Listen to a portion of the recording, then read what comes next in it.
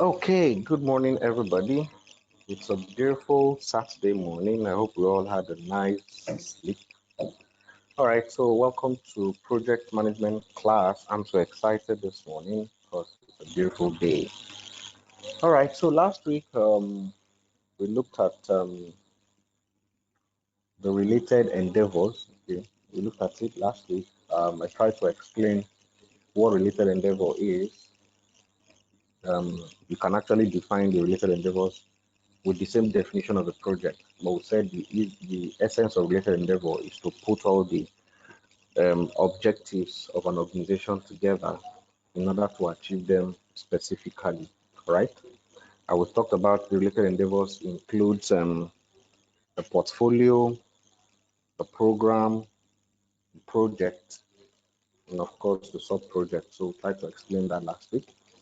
And then we also looked at project management context. We're able to deal with the first one. We said project management context describes the environment in which projects operate. So we look at the project phases and then we look at the project life cycle. We said for you to be able to achieve your project, it's necessary to divide it, to break it down into phases. I would say there are three phases: the initial phase, the intermediate phase, and of course the final phase. Then the collection of these phases is what referred to as the project life cycle. All right. Now, the essence of breaking your project into different phases is so that you're able to manage it appropriately. Okay. It also helps you to identify what resources is needed to complete that particular phase. And we said the completion of the particular phase launches you to another phase, like that, until you achieve the entire project objective. All right.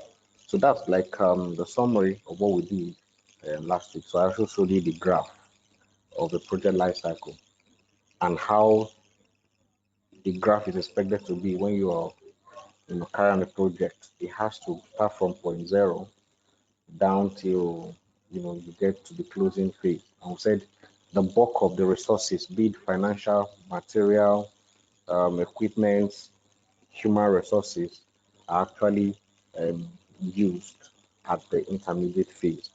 All right. And I gave an assignment last week that inadequate cost estimate can lead to the termination of project at infancy. Okay, I've been getting so many of the assignments from people. All right, so let's continue with the second one: project stakeholders. Project stakeholders. That's what we're starting. That which is the second one on that list. Project stakeholders. So let's quickly go to project stakeholders. So who are project stakeholders? Any individual or organization that are involved in a project is a project stakeholder. Now, the interest of these people, these stakeholders, may be positively or negatively affected, okay, as a result of execution or completion of the project, okay.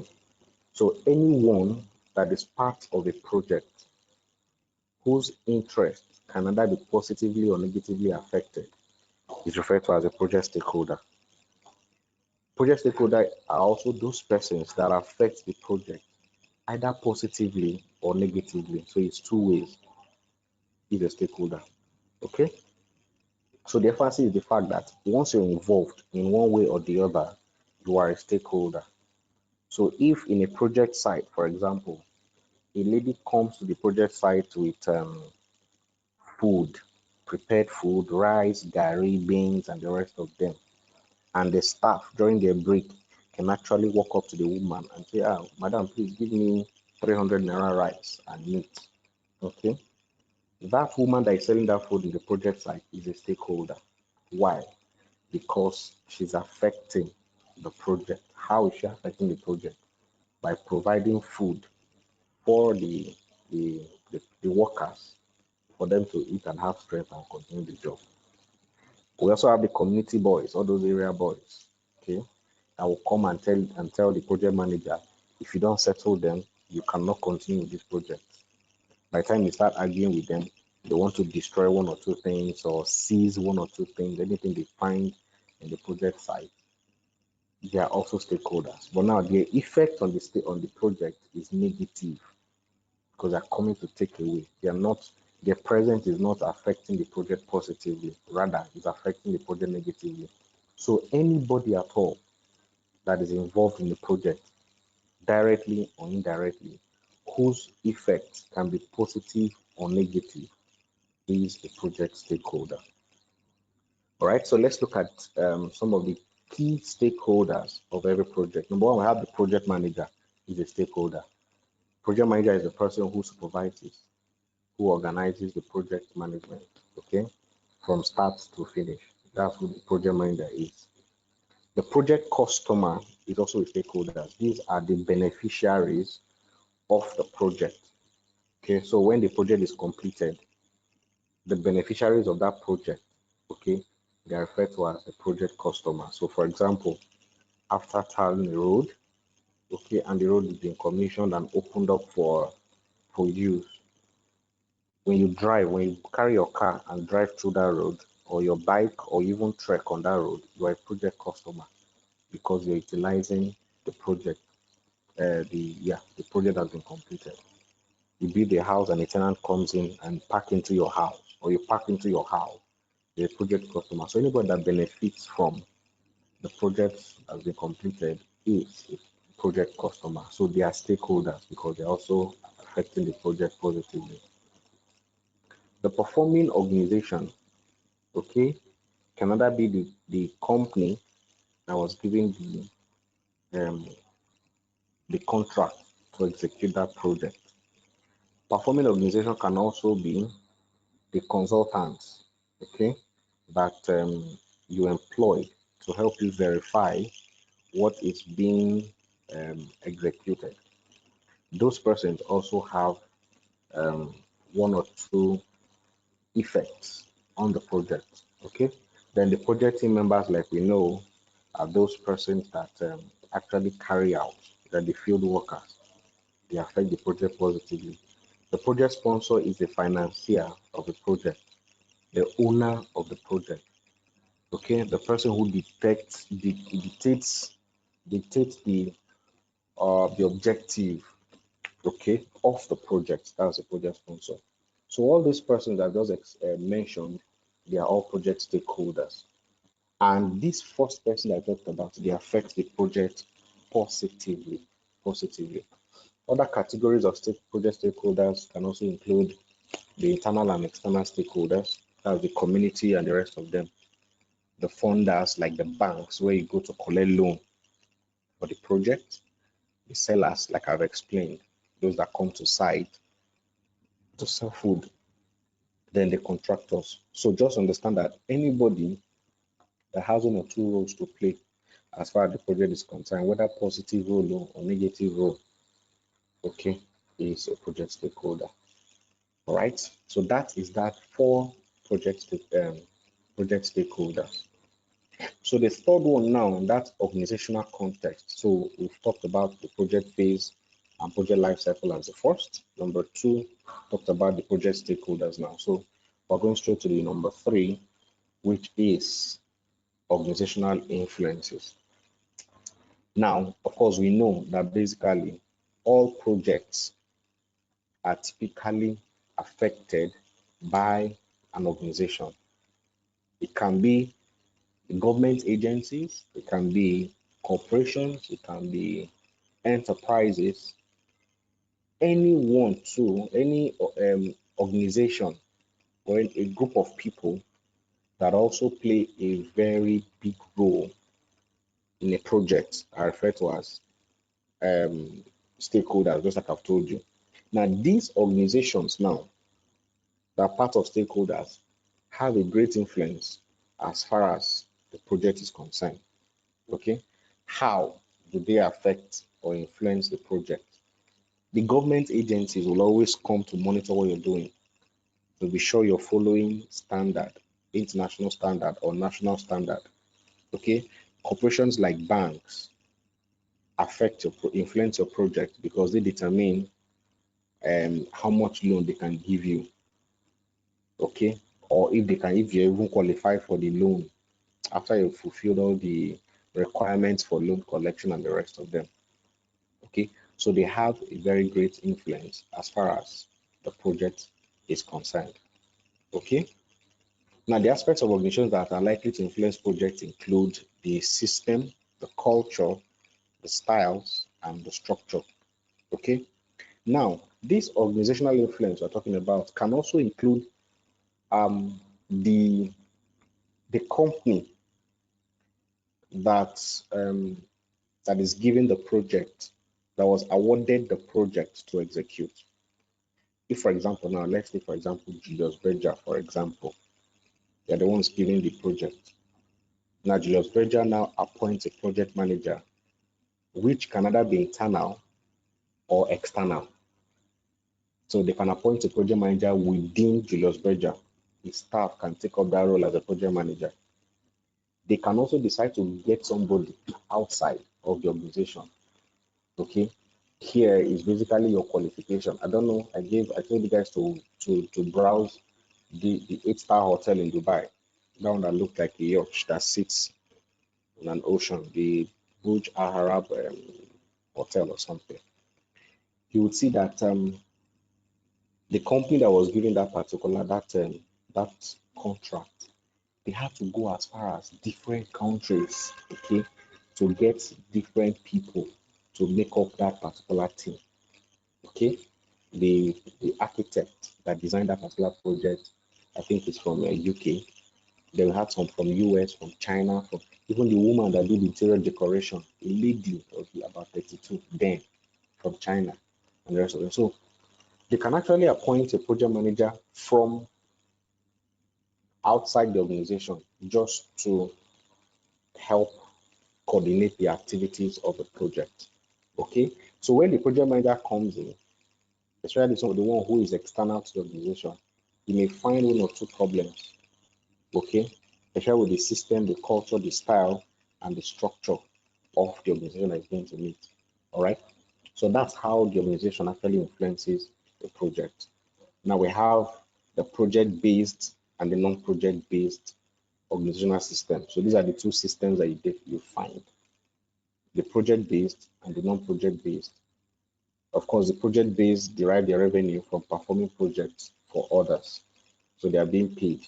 Okay, while the non-project-based gets support from financial institutions like banks and other well-meaning Nigerians. Okay, can also help to sponsor the project.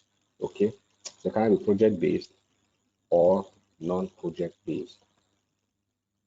Okay, so let's look at the culture and the style. How does this influence the project? We said organizational culture and styles are reflected in shared values, norms, beliefs, expectations, policies, procedures, authorities, and relationships. That's of organizational culture and style. Okay, the belief system, the expectation, the policies, the procedures, the norms, the values that an organization holds. So if, for example, like the Julius Berger that I gave you as an example, appoint a project manager external, that is external to the organization, when he comes into the project, he may find one or two issues. He may have one or two issues with the organizational culture and style. Like I gave an example here. I said a project manager with a highly participative style is likely to encounter problems in a rigidly hierarchical organization, while a project manager with an authoritarian style will be equally challenged in a participative organization. So he comes in, there's actually a culture and a style within the organization. He has no choice than to adjust to the ways of the organization. So when carrying out the project execution, he has to pay attention to the shared values, the norms, the beliefs, the expectations, the procedures of the organization. So you see, those things will now start having influence on the project. So that's organizational culture and style. Same too, like if, for example, if you work for, let's say you're a banker, for example, you work for UBA for 5 years, there's a way UBA do their thing, their work, their activities, and the rest of them. By the time you leave UBA and then get a job in Access Bank or any other bank, you will find out that when you get to that new organization, the way UBA do their thing is different from the way Access Bank do their thing. but they all produce the same result, the same objective. But the way they achieve the objective or they produce the results can be different due to the culture and the style that exists in that organization. So sometimes it becomes a problem when you're coming to adjust to the realities of your new environment. It takes some time. And by that can have a very big influence on what you're producing or the target that you're giving and the rest of them. So that's how the organizational culture and style influences the project. And remember, this influence cannot be positive or negative. You can have a time lead, you can have a time lag as far as this influence is concerned. Then the structure of an organization also influences the project. And this has to do with the hierarchical distribution of staff, okay, of people within an organization. That's organizational structure, okay. How resources are being passed from one level to another. The authority, how authorities are being shared from one level to the other. So this organizational structure can also affect or influence the project. There are basically three types of there are more than three, but we're going to be looking at just three for the purpose of project management. So there are basically three organizational structures that exist.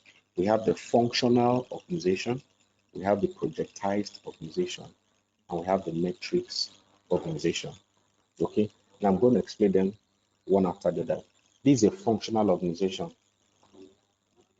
A functional organization. Now here you can see how the organogram of an organization is basically functional organization according to your level, your qualifications, your experience, and the rest of them will depend on where you're going to fall as far as that organization is concerned. So you have the chief executive, you have the line managers or the functional manager. Now the first functional manager can be accounts, okay? The general accountant or the accountant general of the organization. The second functional manager can be, let's say, admin and HRO. Okay, so you have the overall. Then the third one can be production and procurement, depending on the organogram of the organization. Now, under the first functional, which is the accountant general, he or she has staffs that work in that department. The same thing for the HR and admin, the same thing for production, like that, like it can be more than that. So you see, staffs are placed according to their level, according to their rank, according to their qualification, according to their experience, depending on the style that the organizations are actually using. So that's functional organization, which each and every one of us knows, from the top level management to the bottom employees.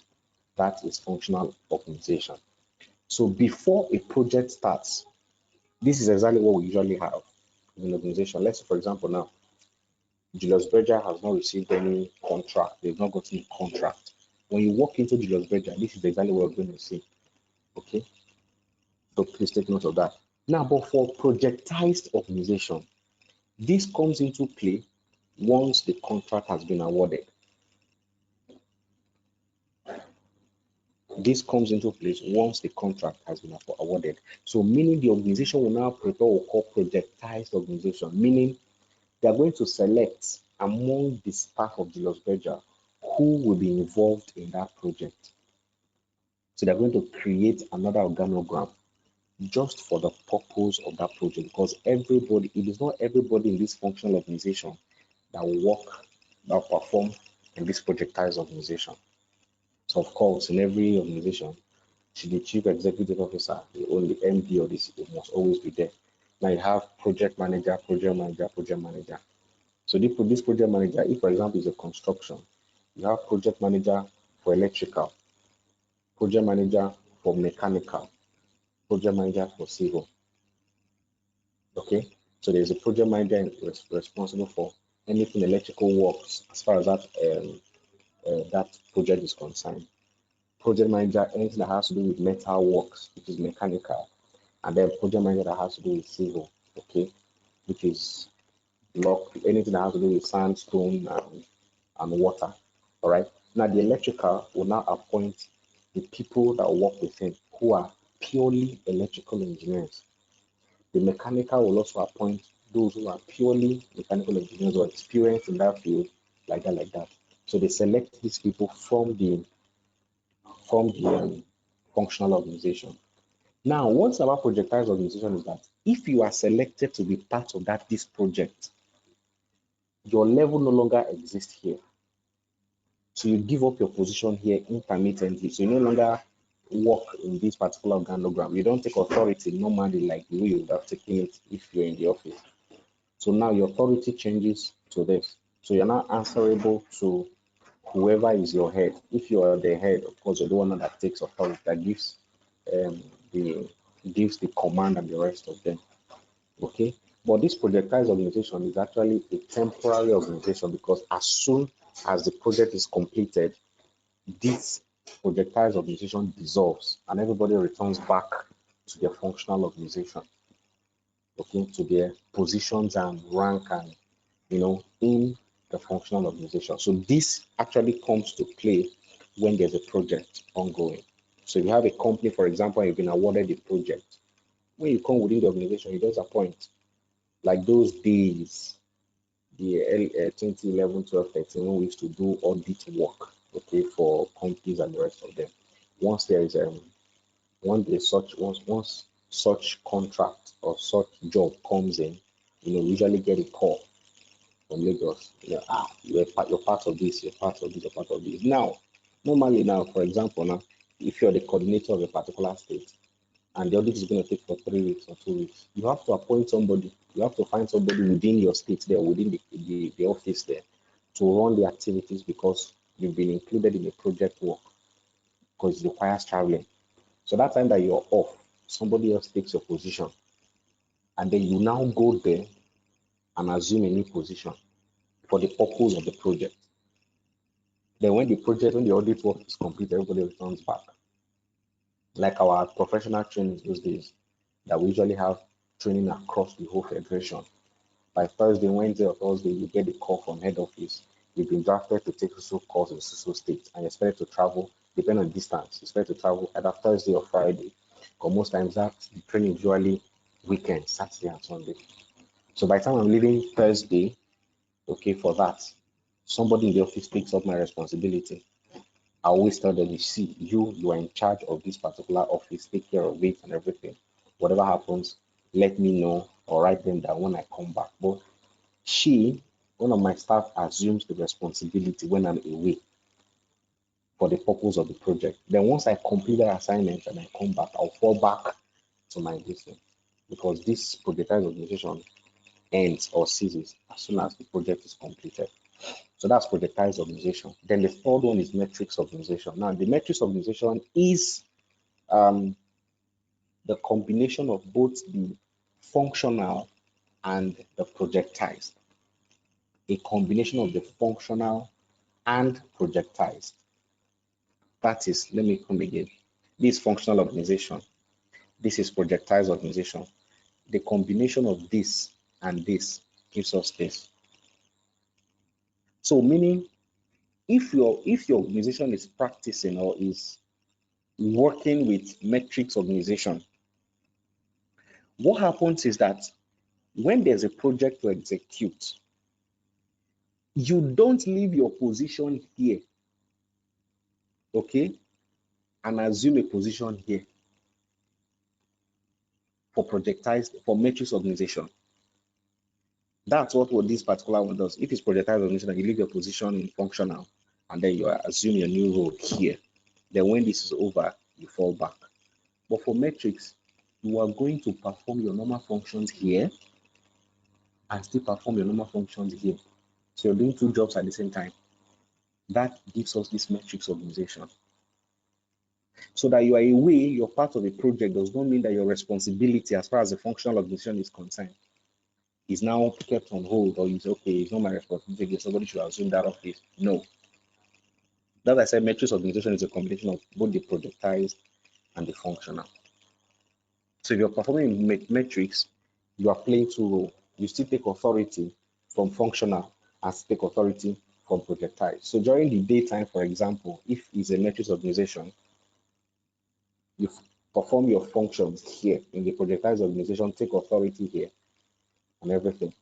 When you return in the evening, you boot your system and then you do your normal work that's supposed to be in the office. That's matrix organization. I don't know if what I'm saying is making sense to everybody. Okay. So if it's projectized, your responsibility, somebody else assumes your responsibility in the office. This is a functional. It's not your problem. If anything goes wrong, then they will not hold you responsible because at that time you're away for another job. So somebody else, if anything goes wrong, they will hold that person responsible. But if it's metrics, if anything goes wrong in your office, they will still hold you responsible, despite the fact that you've already been drafted for a project. So you do both roles. That's why I can see the project manager where the project manager is. Look at the position of the project manager, which normally in a functional organization, look at his hierarchy, is like third.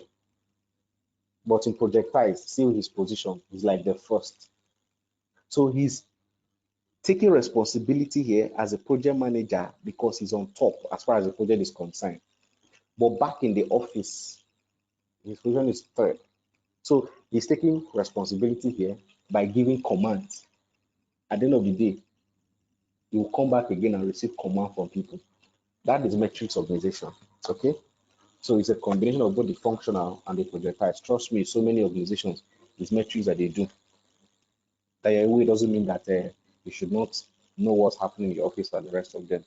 So you can see how an organizational structure influences the project. So sometimes if it's metrics, you see that sometimes if the person involved is not highly skilled or knowledgeable, he may get distracted because he's performing two jobs at the same time. His responsibility as far as the office is concerned, and of course the project. So the three organizational structures they play a very big role influence as far as the project is concerned. Okay, so for you to be able to thrive in a project setting, there are general management skill that you must acquire, whether as a project manager or as a project team member. But the emphasis here now is the project manager. There are general management skills, okay, that provides you a foundation for building project management skills. Okay, now this is very, very essential for project managers. And what are those skills that you need to have as a project manager? Number one, leadership skill. You must be able to lead because you're the one, everybody, when they come in the morning, everybody is looking up to you to give order, to tell them what to do. So if you don't give order, if you don't direct, if you don't motivate, if you don't inspire, the project will stand still. So as a project manager, you must be a leader. So you must establish direction. You must motivate your employees, your staff, your workers. You must inspire them. And you must be able to align people together to work for the purpose of the project. So that's one of the key general management skill that a project manager must possess, leading skill. Number two is communication skill or communicating skill. You must possess all the types of communication skill, whether it's formal, written, or is formal, verbal, or informal, written, and informal, verbal. These four, you must possess them. And I'll tell you why. Take it again. The four types of communication that you have, or communication styles that we have. They are written and oral. Now that they're written, there's formal written, there's informal written. For the oral or verbal, there's the formal verbal or formal oral and the informal verbal. Now, all these things you must use to communicate the progress of the project, communicate to the employees and other stakeholders. For the formal written, when you're talking with the sponsor, you use a formal written. If you require, maybe you're having a meeting with your sponsors, you need a formal oral. You don't come there and speak gutter language. If, for example, now you're meeting the minister for works that give you the contract, and you need to write the minister, you need to use clear, concise, and accurate language, English language, to communicate whatever you want to tell him. If it's a meeting, maybe you're holding seminar with them on conference, a conference with them, you need to speak in a formal oral. Then the informal written can be used when you're communicating information with your project team members. So you understand? So that's why we use informal written. Or if you're having a meeting with your colleagues or your project team members, and you're appointing somebody to take the minute of the meeting. Remember, the person has to speak 300 words. Let's say, for example, 300 words in less than 1 minute. For the person to be able to pick everything that everybody is saying, he or she has to use some informal style. Like instead of writing YOU, which is you can just use abbreviations. That is acceptable if the project manager is communicating with the project team members as far as the informal written is concerned. Then the informal oral, how far away on a day, which way, you can use all those pidgin language, you can even use Marabo language, the local language that people, because understand in a project site, you have different levels of employees. We have the skilled laborers, you have the semi-skilled, you have the unskilled. So imagine you coming to a project site and you're speaking a Obayabo language. The crinkum crankum of this project is that we have to mobilize everybody to be able to avoid the higgy haga that we may have. What have you said? Your team members will just be looking at you like, I don't understand. What is this man trying to tell us? What is he trying to say? And then maybe somebody comes to ask the question, Oga, would they get small challenge for this project? So what you will do? Okay, just go to your dictionary. The challenge that you guys are having is what I've termed project kakomobos. When you're looking, what is project kakomobos? Go to your dictionary and find out. By the time you walk away, they'll just be looking at you. When you come back, you're going to meet. So there are sometimes you need to. So I identify or understand the communication needs of your team members and use that effectively. I'm not saying you cannot use a formal verbal, but understand the communication needs of the various employees that you have there and then use it appropriately. So the informal verbal is acceptable as far as project team members is concerned, so you can use that. So you need to have that skill, communicating skill, because you'll be writing, you'll be speaking, you'll be reporting, you'll be briefing, you'll be listening. That's that. Negotiation. By the time we enter the project management processes, you will know why negotiating skill is very, very important. Because during the planning stage, by the time the sponsor gives you 40 million, and you know that 40 million will not even go halfway, you just put yourself in trouble. It's part of the question I told you guys, inadequate cost estimate. You must negotiate. When it comes to scope, scope has to do with the extent of the project environment, the complexity of the project. You must define it, that scope. I must negotiate it. Cost, contract terms and conditions, that is the payment. Okay, you give me 50%. On completion of the project, I'll give you the remaining 50%. Or it's 30, 30, 40. So you must be able to, there are certain terms and conditions that you must be able to negotiate your way.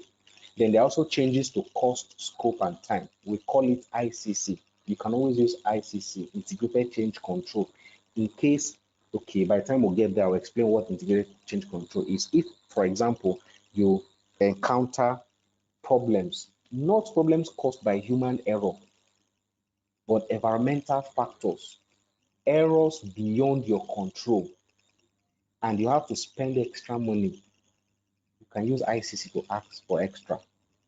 Even if I told you guys that once you've agreed on the price of the project or the time to execute it, you cannot go back to the project sponsor to ask for another. I said it's a professional responsibility. But there are some situations where situations beyond your control. Imagine COVID-19, for example, now. Everybody go to your house and there's a construction going on. Of course, that has to go home and stay in the house for 1 month, 2 months. You have wasted 60 days out of the project. Maybe you're supposed to, the project is supposed to last for 90 days. out of the 90 days, 60 days, everybody's on lockdown.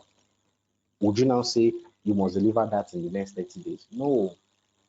So there's what called integrated change control. You must be able to negotiate that change so that they can add extra 60 days or 30 days that you spent locked up in the house. I remember as that time is being increased, it's going to affect cost because by the time you now resume work again, the equipment you used to buy or the materials you used to buy for 5,000, the source of price is 10,000. If everybody's at home, you just have few. So the demand, law of supply and demand, once the demand is high, what happens? The cost just skyrockets. So those are changes, things that can cause problems. But remember, this ICC must be included in your project charter. I think I will talk about project charter later. If that ICC integrated change control is not your project charter, you don't have the right, no matter the problem you're going to encounter. But once you have it there, you can now be able to meet him and say, due to so factors beyond our control, we are asking for more time or more money.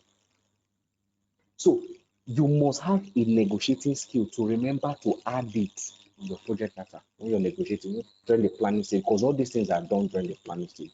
So you need to have a negotiating skill. All right. Problem solving. That's why you're there as a project manager. You must solve all the problems. Any problem that arises, you must provide solution. You must take decision. Oga, what do we do? We are stuck.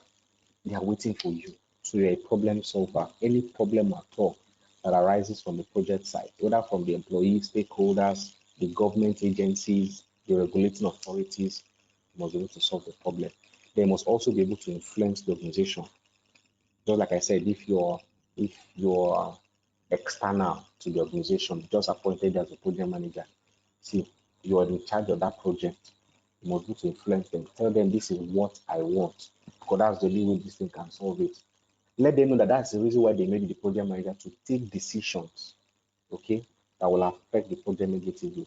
So you must have the ability to do things, to get things done, because there are a lot of politics and power when it comes to projects, especially when you're dealing with government.